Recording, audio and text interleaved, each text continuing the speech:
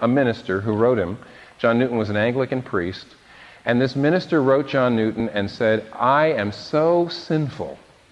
And every day I get down on my knees and pray for 2 or 3 hours and confess my sins, and I don't know how God could ever deal with such a monster as me. Why would he work with me? Why would he accept me? And John Newton did not see this as spiritual.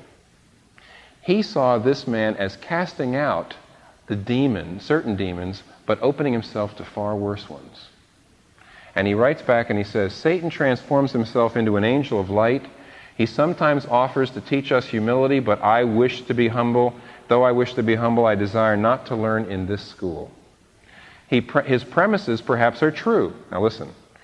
Namely, we are vile, wretched creatures. He doesn't say we're not. Of course Newton knows that's what the Bible says. We're vile, wretched creatures. Do you think that's psychologically unhealthy? Now look carefully. That's not what the gospel says. Yes, we are vile, wretched creatures. Premises are true. But Satan then draws abominable conclusions from them and would teach us that therefore we ought to question either the power or the willingness or the faithfulness of Christ.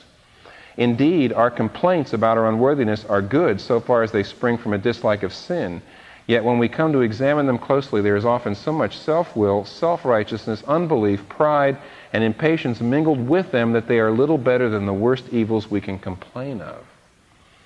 You express not only a low opinion of yourself, which is right, but too low an opinion of the person, work, and promises of the Redeemer, which is certainly wrong.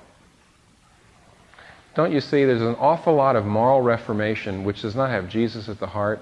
It's willpower. But it's a kind of willpower that actually keeps Jesus away and puts you more deeply locked into the grip of the flesh. Self-control is not something you can do for yourself.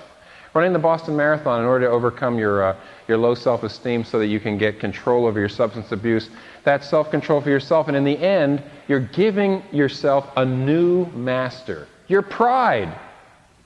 You got rid of one little bondage to move into a far worse bondage, a more spiritual one, a more subtle one. Self-control is not something you do for yourself.